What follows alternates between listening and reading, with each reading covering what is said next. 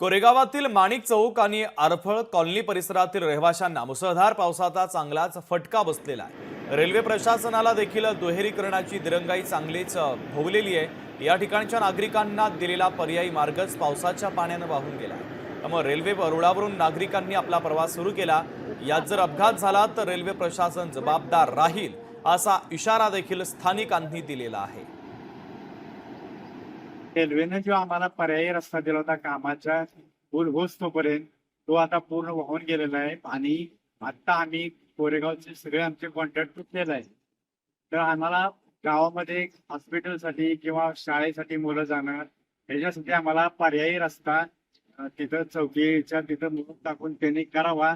जोपर्यंत पूल नवीन चालू होत नाही तोपर्यंत हा विषय त्यांनी घ्यावा आणि न जाणून कोणी अशा या रेल्वेवरून जर गेलं गाडी घेऊन किंवा चालत गेलं आणि अचानक रेल्वेचा आवाज येत नाही ती जर आली तर ह्याचे जबाबदार कोण?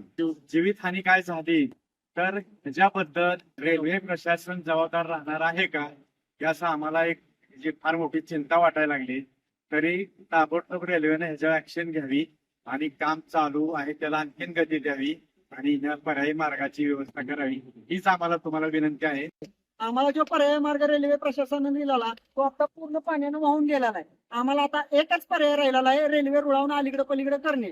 आम्हाला जुना रेल्वे गेट चालू करून द्या, अन्यथा जी काय होईल म्हणजे वाहन अलीकडे पलीकडे करताना जी हानी होईल त्याला सर्वस्वी जबाबदार रेल्वे प्रशासन राहील।